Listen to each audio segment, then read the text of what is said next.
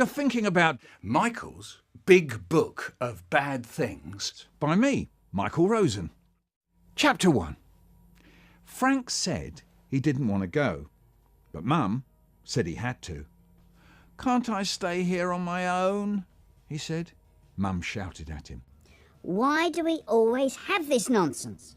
I can't leave you with your car ready, can I? And I can't leave an 8-year-old boy on his own in the car for 3 hours of an evening. "I want to stay here," said Frank. You're not listening to me, are you? You're coming. Frank knew That's that business. there was never any getting round Mum when she came out with the "that's that." He sat there saying That's that. That's that. to himself without making a sound, and at the same time pulling a funny face. That's that. That's that. Luckily for him, Mum didn't see. She was busy putting her overall in her bag and pinning up her hair. "Can I bring my cum?" said Frank. What happened last time you brought your car? Said Mum. Frank looked very hard at the ground and tried not to laugh.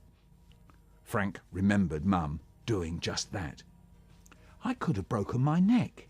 Can you imagine? Me in hospital, my friends coming to see me saying, 'How did it happen, love?' And I say, 'Fuck off.' 'Oh dear,' they say. 'Will you run over?' No, I say. 'Bring a comic or something, will you? I don't think you'll be able to break my neck with the beat, will you?'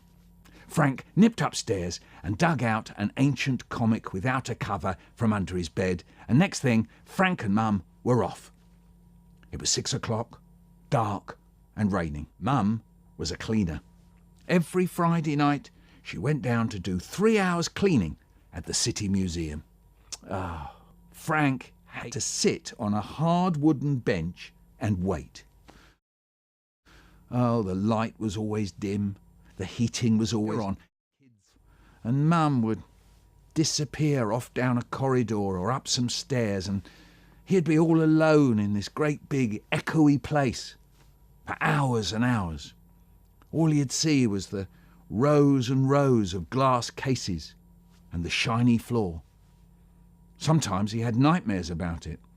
Once he dreamt about the stuffed tiger on the stairs.